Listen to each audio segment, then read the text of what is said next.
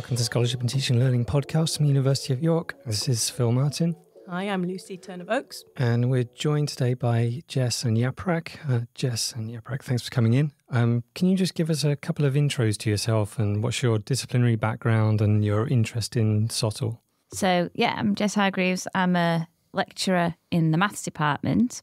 Originally, so when I first started lecturing, I was at Sheffield Hallam University. I did my PhD here and then started work at Sheffield Hallam, which is a more teaching-focused university. Did my version of the PG Cap there.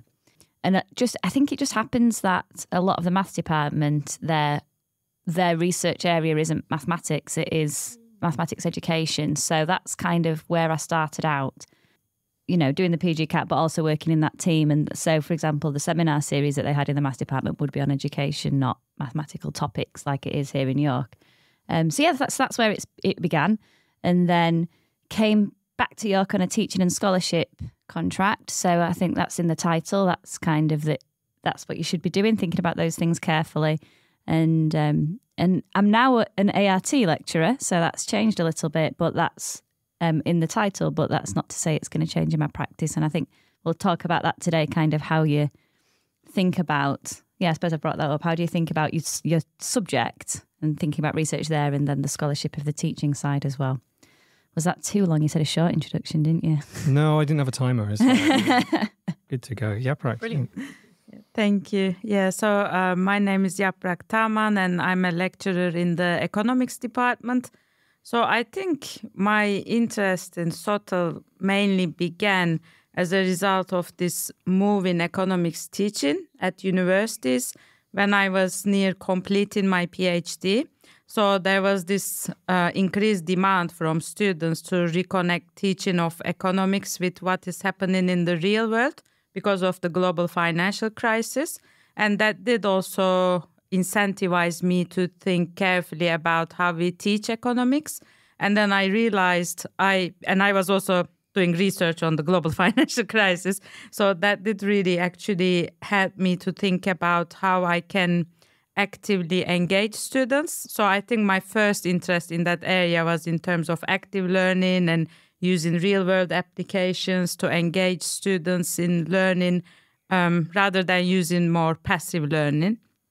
And then I think as a result of economics being taught in really large groups, then with the advancements in technology, I think I started becoming very interested in technology-enhanced active learning. So this is a big part of what I do at the moment. And then, currently I'm also, it's going to sound like I'm interested in everything, but currently I'm also working on introducing problem-based learning into teaching of economics for the first time at York.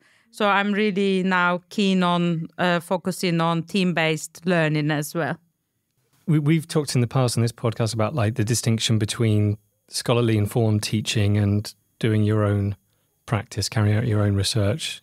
Because you're talking about like incorporating scholarly teaching into your own practice, which is, I think, like the first step. And it's that sort of peak of curiosity. And you think, well, how can I use some of this stuff? And it's that sort of interest you get in just like trying new things and changing things and reading stuff and changing your own practice to producing stuff and starting to write and doing your own work. So I just wondered where you both were on those projects. Sorry, when you were talking, it reminded me of an aspect of my life I'd just missed out then in my intro, which was that after my undergrad degree, I trained to be a teacher. So a secondary school maths teacher before doing my PhD, then went back to do it. And that's obviously, like we're saying, reflective practice. That's how they teach you to be a teacher. And in some sense, that job is done for you when they're teaching you to be a teacher. They're sort of, here's a session on assessment, and we have, picked out what we're going to tell you, what are the good things to do. Yeah. I actually did it. I don't think it exists anymore. It was called a GTP. So I didn't do a PGCE, which would be in a university. It was more like an apprenticeship version of teaching. So I think I had a less academic teacher training than perhaps the more well-trodden route. So anyway, like you say, that was sort of in my approach from everything when I've come back to academia. Like you say, you're starting as the GTA, you're doing all those sorts of things. It was already ingrained in me to do that reflective practice. But like I say, I felt a bit more spoon-fed with the things that you should be doing. Like, let's see that we're doing these sorts of things, and that these are what you should be doing. Here's a lesson plan. Make sure you're telling us that you're filling all these boxes, you know, for the Ofsted inspector. But then when you come to do something like the PG Capucha, I think that for me, that's where it was, because that was when it started being like, tell us, sort of thinking about how you're teaching and thinking about where's that coming from? How is that informed? What are the ways of doing these sorts of things? And then, if I'm totally honest, how does that go from that to outputs? I think it's a little bit of a sense that you've put all this effort, we've talked about this before, you've put that effort in to do those projects for that thing. And it's kind of, right, let's actually, record this or get that out there. You know, it's been done, the work's been done, let's share it if we can. So I think that's kind of where that came from. And like I say, because I was just immersed in this culture of, you do something, you try these things, you take these approaches to your teaching, and then you disseminate it. I think it was just, for me, that's how you do these things. It wasn't kind of an active choice on my part, if that makes sense. Yeah. So, but you had an education background. Yeah. To begin with. Yeah. But was that the same for you, Yaprak? Yeah, I think economics? For me, actually, I think it was quite different because I started thinking more about this once I became a TNS lecturer, actually, because I was also, so before I joined York as a lecturer, I was at 2 other universities where I was on an art contract. So there it was more about doing what I think feels right and, will engage students and will enhance their learning. I was just doing it sometimes I think maybe instinctively, not really reading that much about it.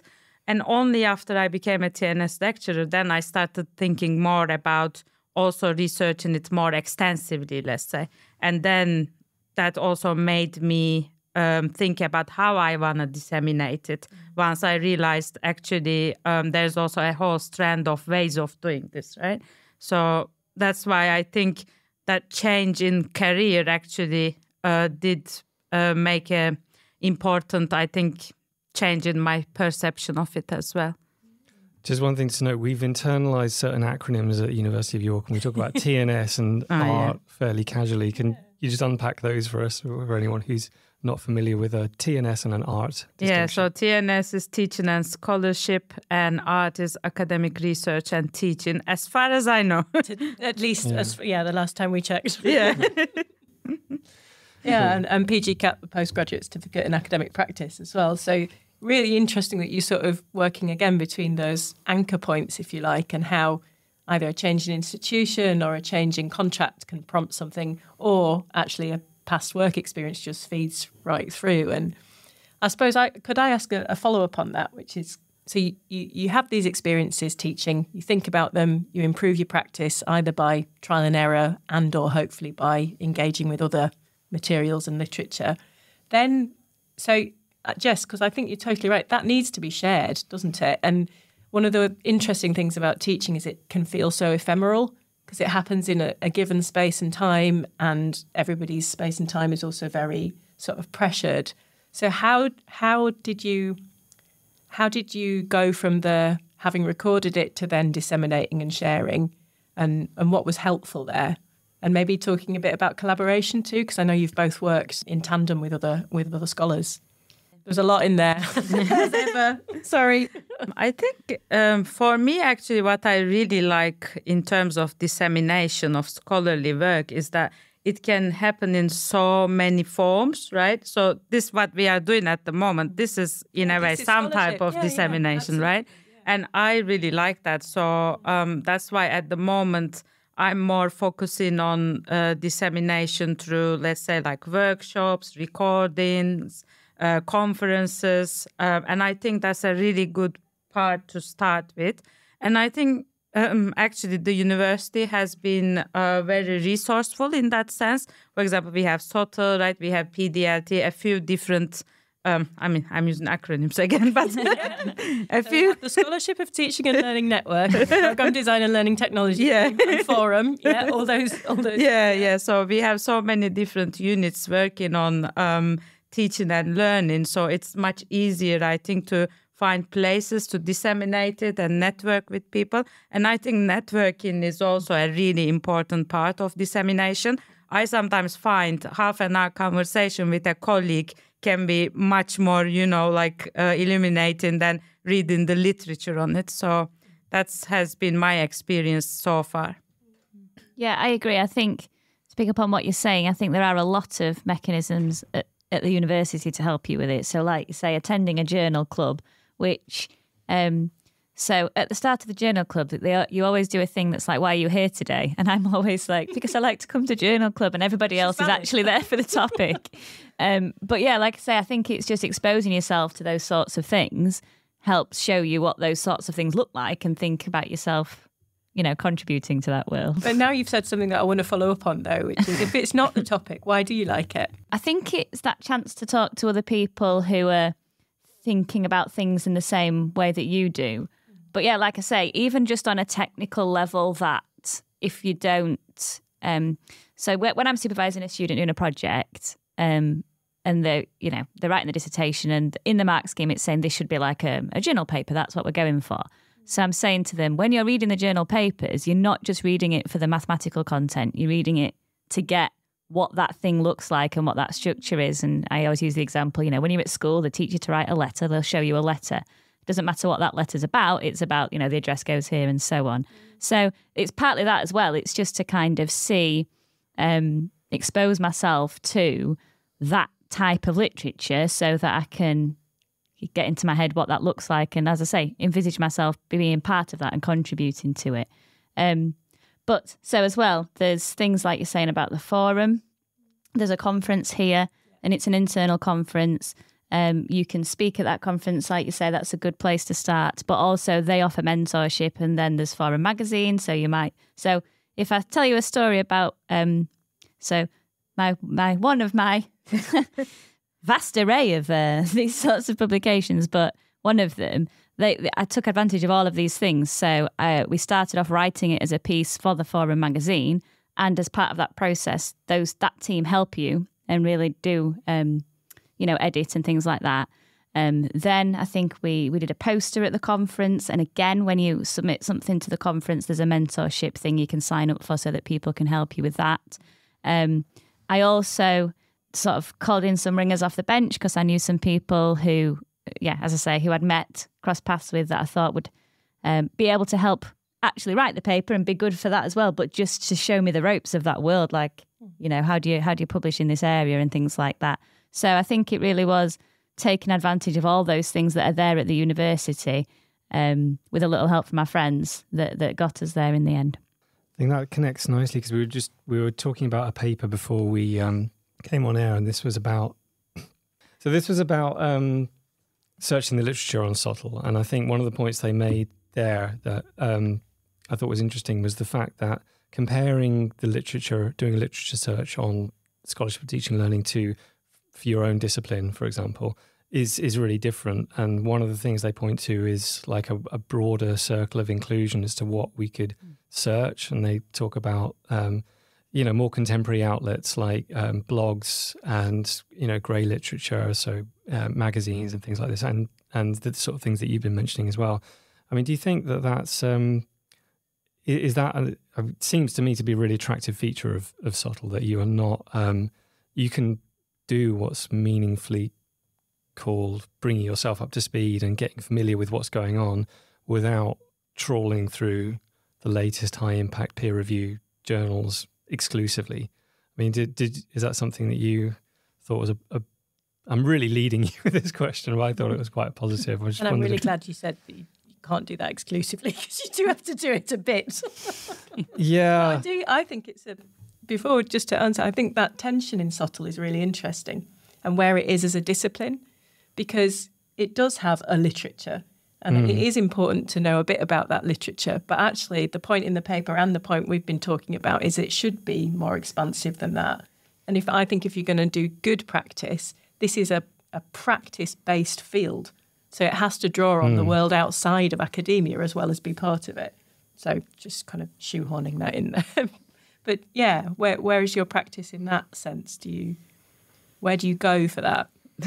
Yeah, no, I think that's a really, as I said, that's something that I actually really like about SoTL, right? So, and I think it can be, that's how I do it at least.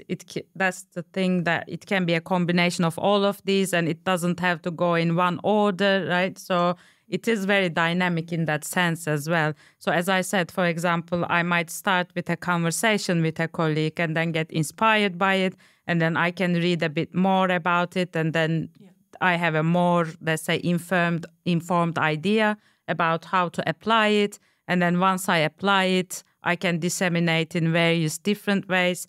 I mean, I think the ultimate idea is still for me to hopefully have a publication out of it. And I think that's important because that's in a way something that stays hopefully for generations there, and it reaches a wider audience as well, right? But I don't think that's might be the ultimate goal, as I said, but I think it's really nice that we can have all these kind of cycles in between, and that's the way I think I like doing it, as you said, because it's a very practice-based also area, right? So in that sense, it's very different, I think, than research in our field.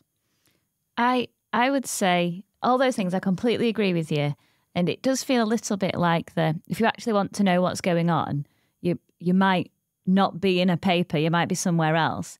But then, like you say, at the end of that journey, you come to write a paper, and then when you use the word tension, I think that's right, because then it becomes difficult to do that in a, academically sound way, to kind of document where you've got these things from. So I find that a challenge as well, that for me in maths, it's very clear.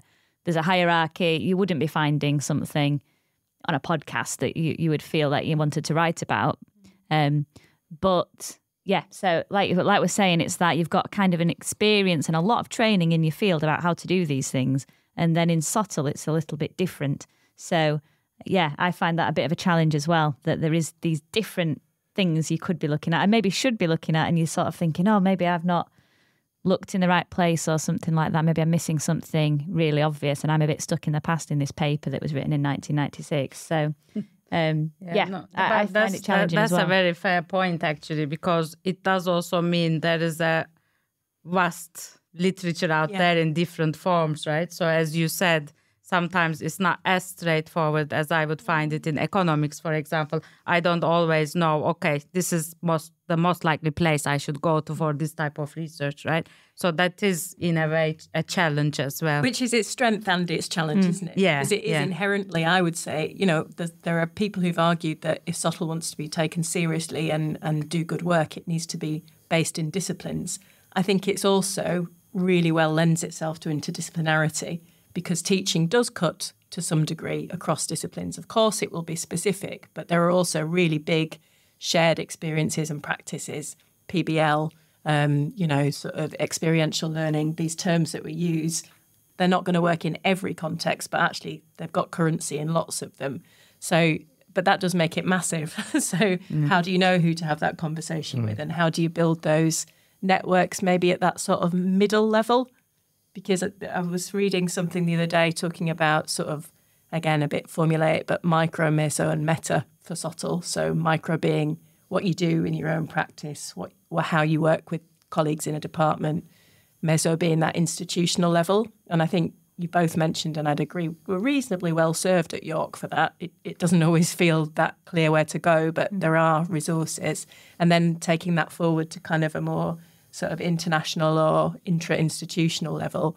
I think just one point to make off the back of that was that you, I think with both of your disciplines, it's fair to say they're quite empirical disciplines, right? So, you can make claims, but they have a different approach to truth in the sense that, okay, if you look at like economic problems, like, I don't know, is universal basic income an effective way of mitigating poverty, for example? There are right and wrong answers to that, and there's data you can draw on, and maths obviously is about as empirical as you can get.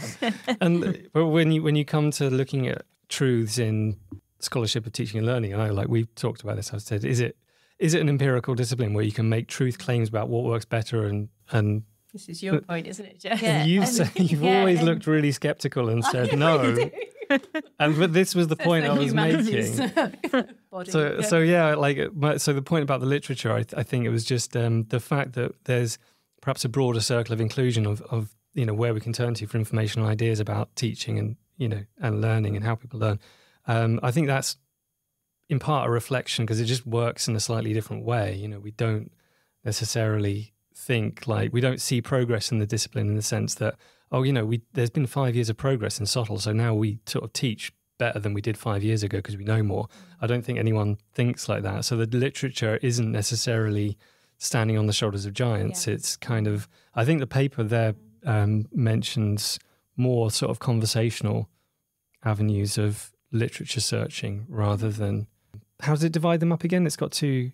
Talks about comprehensive and selective sources, which seems a little bit manufactured, but I think there is a basic distinction, isn't there, between comprehensive sources seem to be the more traditional search fora, like library databases or educational research databases, and then selective, I found quite interesting actually, felt to me more like when you're already a bit more acclimatized to the field. So they talk about looking at bibliographies, which actually I find some really helpful way of getting into a topic. So you read one article, you check the reference list at the back, and within 3 or 4 hours reading, you've got a sense of what's the debate on it. I mean, I remember doing my PhD, my supervisor always talking about, well, what are the key aspects of the debate? And I found it really difficult to kind of, what's a debate? There's not people, but that is scholarship, isn't it? It's a conversation that goes on over time, and it's about finding a conversation you want to listen to and being able to sort of cut out some stuff as well from there. I think that's really interesting. I've never thought about how it is standing on the shoulders of giants, but not in a linear, directional way, isn't it? Whereas, like you say, maths, someone's done this and then you're sort of building on it. Yeah, I've never thought of it like that. I always thought of it in the way that I was, doing PG Cap or whatever and thinking, I'm at such a disadvantage because all these people who do humanities, they know how to do all this stuff. Whereas it doesn't feel like similar to maths, it feels really other. But that's also to do with institutional stuff and pragmatics of, for example, how much funding SoTL gets. So the nature, if it's classroom based and it's inquiry based and it starts often quite individualistic, your results are going to have limitations. If you did put large amounts of money into it or do longitudinal studies, you might get sort of different data. Then again, you've got the fact that there's so many variables. So that's why I always do my skeptical eyebrow when we ask about can we know what's working and what's not working? Well, yes, in a certain context, in a certain place, in a certain time, but we'll be on a podcast and she'll just raise an eyebrow. Everyone can see it. That's when I'm feeling happier. I don't snarl on those things. It's very restrained. But that again, maybe it's the mathematical mind. But when you do these sorts of things, they want you to say, has this worked? Is this good? Yeah. And obviously you're writing something, usually you're saying this was the best thing ever. Everyone, should join me and do this. But I always find that difficult to evidence these things because I always think, say something like you're doing the problem-based learning, you might ask, how are you going to measure if that's been good? You could ask the students what they think, but sometimes you've deliberately made them uncomfortable. So they're not going to give you an all singing, all dancing answer to that question. And it's only, like you're saying, later on that they might look back and say, I'm really glad we did that problem-based learning. Now I'm here in my job and it's really helped me out. So, but that's not a limitation of the discipline. It's a limitation of the resource. Because if you had the funding to ask them 5 years later, you could get that data. Yeah. I mean, of course, it's always perception, and that's one way of measuring something. Are you measuring learning? Not always. You've got performance as well, haven't you, in terms of ability to meet learning outcomes. Yeah, because there are studies like this in economics, right? They do follow same people throughout their life, actually, and then realize, some patterns that exist among certain people with certain characteristics. So, like you said, but there has to be a significant amount of funding for it. But I think also like Jess's point is really valid because when they're doing problem-based learning, for example, they will probably be not so happy about it at the beginning because we're going to push them out of their comfort zones. But then once they go for an interview where they need to discuss a topic among a group of interviewees, then they will realize, oh, I actually could maybe stand out because of what I did before. But then, we don't really capture that data if we don't follow them. I think that's probably like one way of overcoming this, I guess, is to keep doing these surveys, probably. But then again, we at least in economics have the challenge of having students answer those as well. That's one thing I have found really difficult because, with economics... Sorry, I didn't hear you. Having students do what? To answer the surveys. Yeah, respondents. Yeah, like the response rates have to be at a certain level for us to claim that this is what we observed and this is why it's useful. But if we can't get that certain level, it's very difficult to... And that's, as I said, is one of the challenges I found. Definitely. So this was a question I formed off the back of early on in the article with this point about the literature being structured differently in SoTL as it is, to individual disciplines, and conducting searches can be really challenging. Obviously, you two are great examples of this because you come from these very different backgrounds to SoTL, and it's going to be constructed in a different way. How did you find tackling databases and doing comprehensive literature searches on the educational literature? And part two of that question was it occurred to me as I was reading, it's people who come from a certain background you have an advantage if you're researching in your discipline because you already have a sort of baseline of knowledge of the literature. You might not know exactly what you're writing about, and you obviously need to research stuff, but you know where to find things, you know who the big names are, you know what the problems are, and you know what the discussion points are.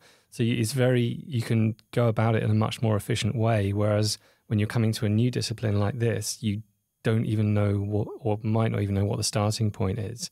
So there are two parts to that. I just wondered if you could, what your experiences were approaching the literature for the first time on SoTL. Yeah, definitely. I found it difficult. And that was one of the reasons why I was saying earlier, collaboration, because it's trying, like you say, in your discipline, you sort of know who the people are. So it's, do I know somebody who might be able to give me a bit of a crash course?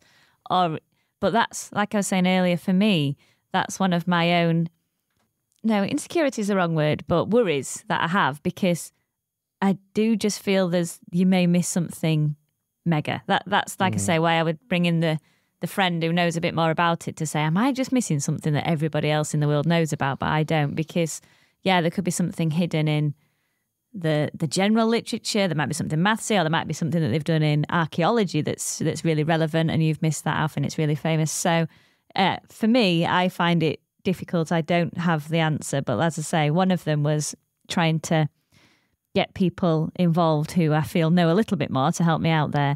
But it's like you were saying earlier, I think for me it was starting with something, trying to work out what's the super famous thing, and then kind of using that a little bit as let's have a look in the bibliography, see if that can steer me in places. But it's latching onto that. Is there something that's the seminal work that, I'd be an idiot if I missed, and then using that to help me.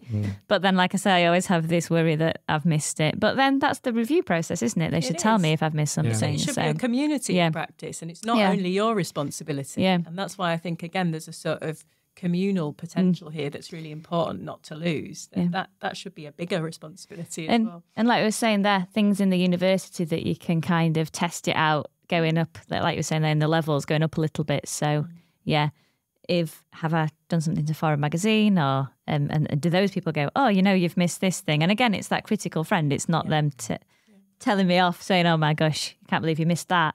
It is, have you read this? You might find this one interesting. So, but that's the worry I have all the time. Maybe that drives me.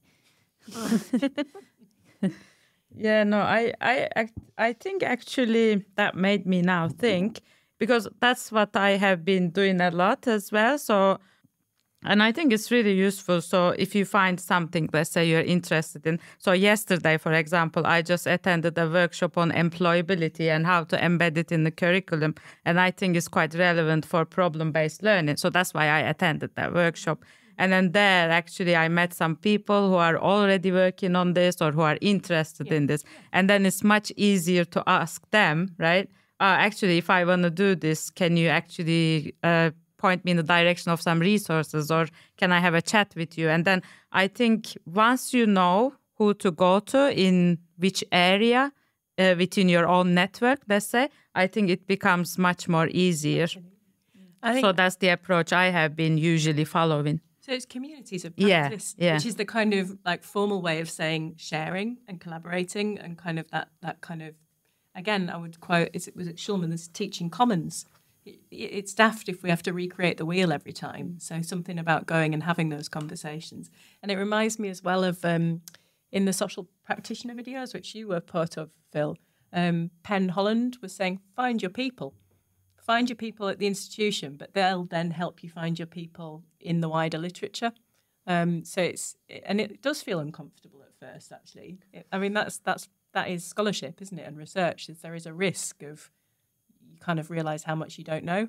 But you also know, like. But that's also why it's interesting. Yeah, it's generative as well as terrifying. You know. I like the point about the insecurity because I think it's really valid because you don't know what's new knowledge and what's a cliche. Like you might say, I mean, people coming from a different background who are new to education, perhaps they're experts in their field, but they don't, a lot of the educational literature is new. They might be reading about Bloom's taxonomy for the first time.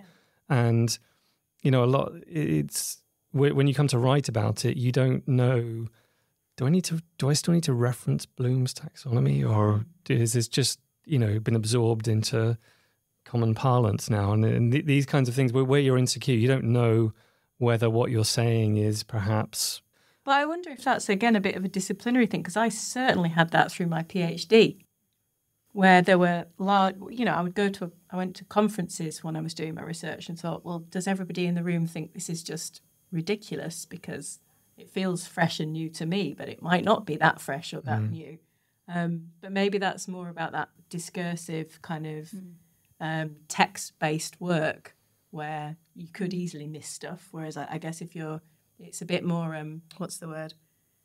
Sort of the cumulative knowledge. It's easier to know you've got it right when you've got it right, Yeah, I think that, so to stick up for our disciplines a little bit, I think it is that because that if I'm going to a maths conference to speak about some maths research, I'm quietly confident that I do know this is new because I've read everything that I need to read. And like I say, there's a confidence that I feel like I've turned over every rock that I know to turn over. And then in this world, it's like there might be a rock I don't even know that I haven't turned over.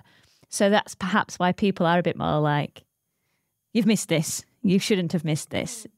But yeah, so I think that's the difference maybe in the disciplines, that it's easier to feel confident about what's fresh and new, perhaps, in other disciplines than these ones. Is it also about how outputs are recognised or measured? In disciplinary research, I suppose there's ref, isn't there? And there's, to make an understatement, a fair degree of competition around that. Whereas we don't have that yet. Happily. I was going to say, careful what you wish for. Well, it is. That's really interesting. Be careful what you wish for, because we are in a research intensive. The currency of the institution is research. That's what gets the kind of status. And there's a bit of me that doesn't want to go anywhere near that with scholarship, because actually I think it's a much healthier sort of environment to be in. But that is also a limitation, because it means we don't get the recognition in the same way yet for the scholarship. So I wonder if it's also a bit about the sort of position of those things in the institution. Or maybe it's just that the scholarship lot are a very sort of generous lot, It is relational, isn't it? Yeah. A good teaching is relational. You would hope for that, I think, in a kind of scholarly community as well. Yeah, but I think that's that, like you say, the community that you're speaking to, they're there because they're interested and they're not, whereas I suppose obviously in economics or whatever, they're there because they're interested, but it's a different way, isn't it? I suppose we're a bit of a selective group. We've all found each other because we want to look a little bit more at this. And but I suppose everybody's feeling a little bit the same. So, it's different. But I think the difference, and one of the nice differences as well in scholarship, is that people are a bit more upfront about that discomfort for whatever reason. And I find that really refreshing and really sort of helpful, because it is there. And then you can work with people about it. And this, like you said, Yaprak, to me is scholarship, is having an open discussion, reflecting, challenging, being curious, kind of wanting to get further with something. And it feels refreshing as well, right? Like when everyone is a bit more honest about, how they feel, and that also, in a way, shapes the conversation you have. I find that very, refreshing, as I said, I think. Yeah, maybe if there was a ref, people wouldn't be as honest. No. Yeah, that's, yeah. No. Well, that's the critique now, isn't it, of refable research, that it follows a certain path rather than necessarily the curiosity-driven or the kind of, I don't know, empiricist way you should be going, but what the agenda says you should be doing. So, yeah, long live the no ref for SoTL. I want to connect that line about maybe thinking differently to the paper again. So if we're saying, scholarship in some senses is a bit of a counterbalance to that refable or sort of metrics-driven stuff, one of the points in the paper is that we should be looking for literature that's not canonical and literature that's not sort of easily findable in all these, what do they call them, comprehensive tools. So how would you do that? And Yaprak, you said that's something that's quite a live conversation in economics now. Can you reflect a bit on that in economics or in SoTL? Yeah, sure. I mean, I can. I think, so for economics, for example, as I said, there was this movement to kind of re-engage economics with the real world problems and policies. And there was, for example, I think it was a couple of people initially who created an open resource book to teach for those who want to teach economics that way. And I was actually using it as well.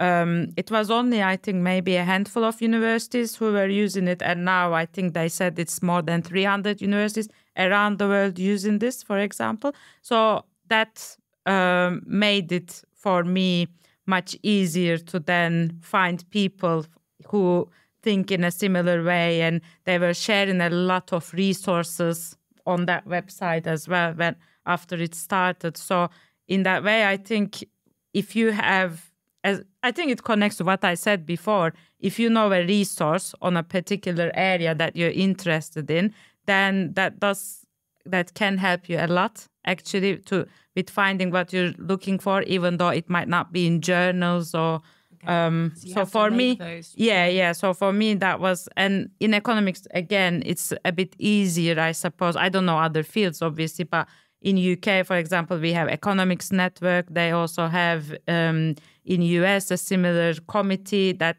works on enhancing teaching and learning in economics in universities. So then I know those are one of the two places that I can look for as well. They have like case studies as well, for example. So then it makes it much easier.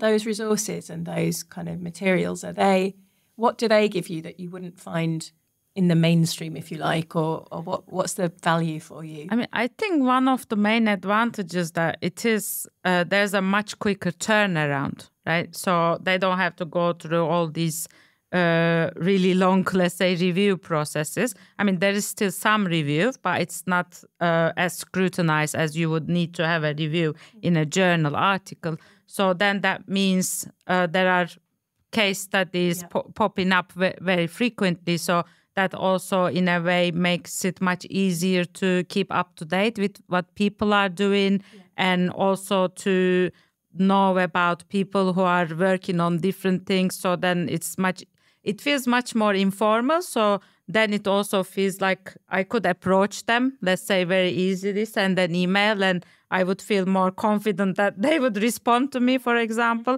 But if I were to send them maybe an email about an article they published in this journal and which had 1,000 citations, I would think, they're probably not going to respond to me. So I think using those resources and those who are engaging with those resources makes it much easier to, again, communicate and collaborate and keep up to date with what is happening.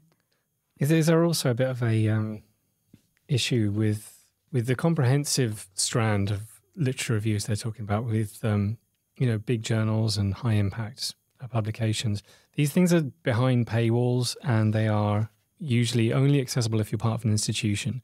Is there a sort of inclusivity argument to moving to a more sort of open source, open knowledge forum? Because there's a lot of people, teaching practitioners who aren't part of large institutions with mega budgets and don't have access and can't pay $50 a day for access to a journal, therefore kind of are excluded from the conversation and find it difficult to carry out their research.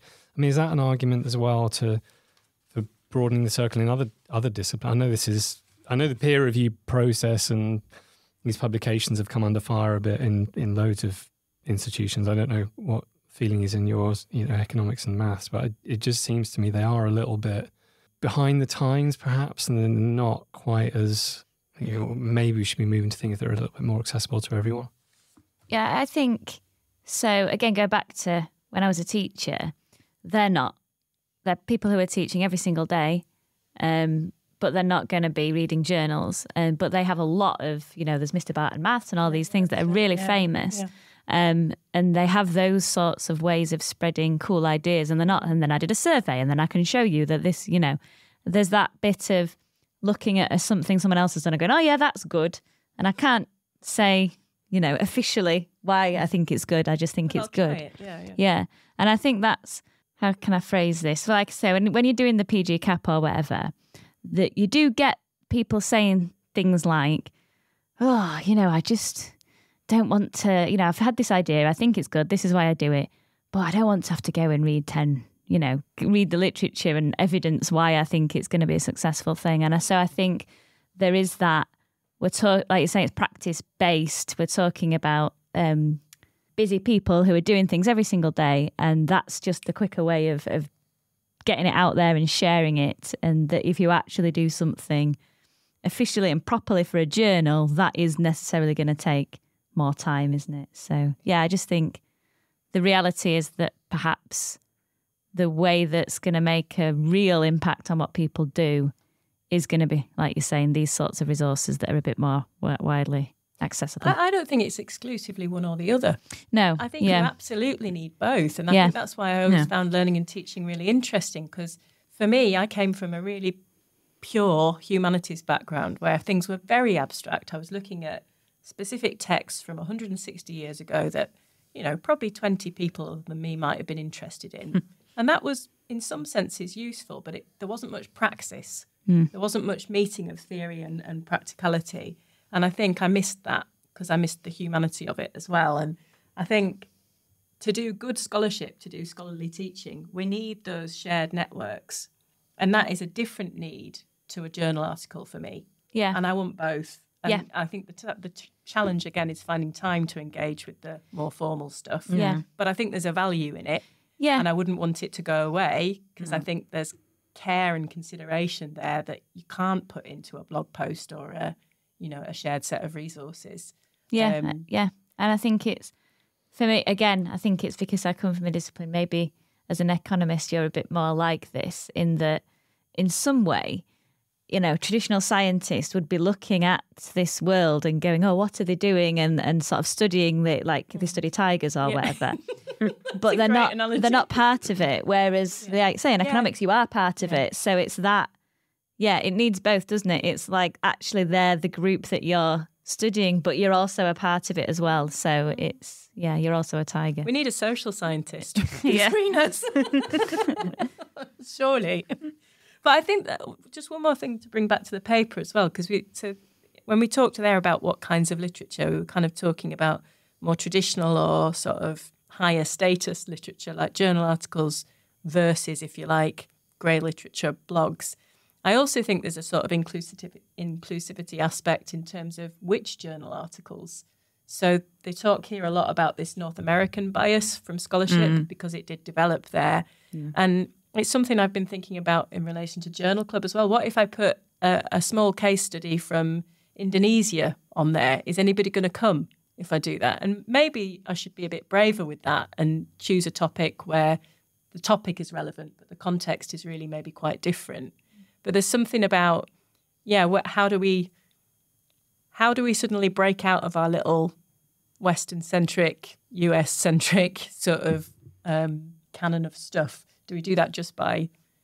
Because in a library, you might find something or you might have a conversation with something. They talk about serendipity here, which I think is quite interesting too. I mean, I probably romanticize that a bit, but I think there's a value in it. And do you read outside of your... Yeah, no, I read that bit. Time to do that? I like that bit because it talked about browsing the literature. And I can't remember the last time you had a... one of the things that I usually recommend my students to do is actually physically go to the library. And you end up coming out with things that you didn't expect. It is a bit serendipitous. And, I think the idea... I mean, the thing they mentioned in the article, the idea of... I can't remember what the wording was they used, but... searching for things that support your own argument already. And I'm like, isn't that that's like the most unscientific way of...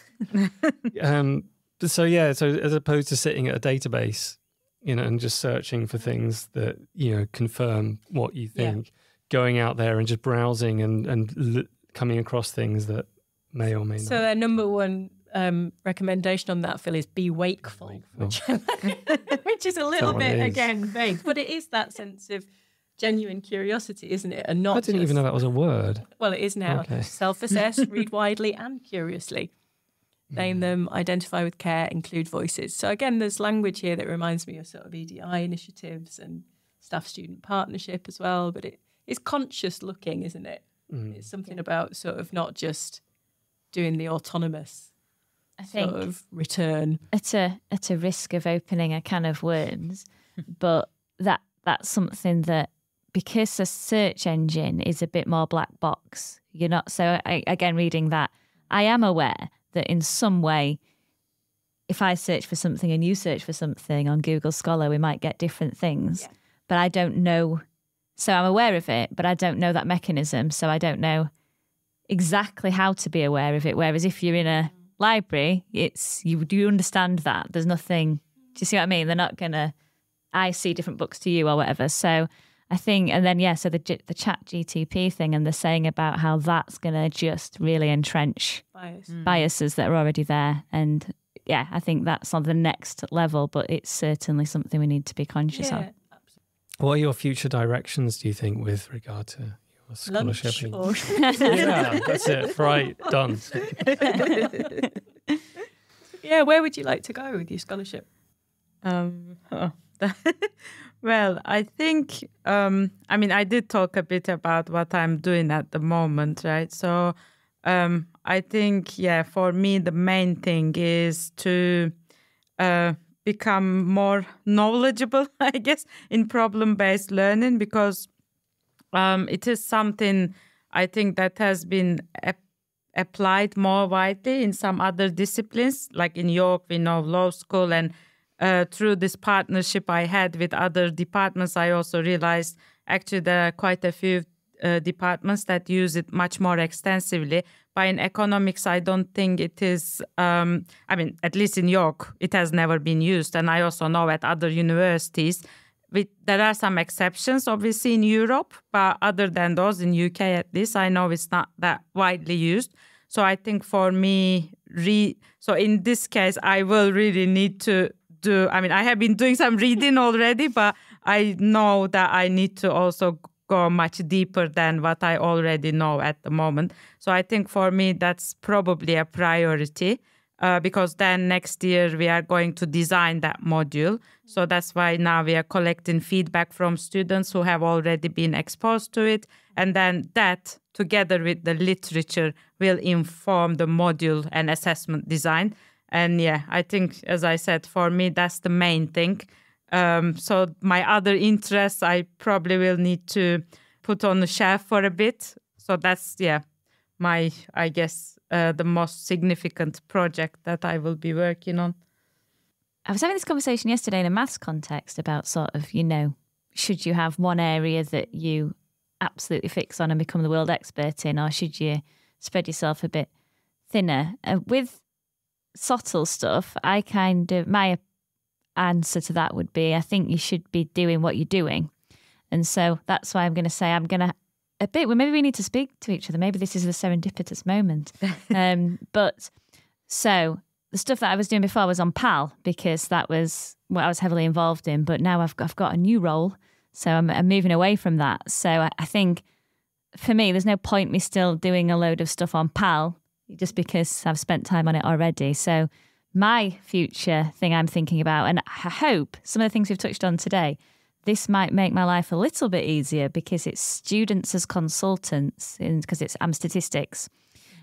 Which is an area, and then like we were saying before, so that should be quite discipline specific. So hopefully that's narrowing the rocks I need to turn over.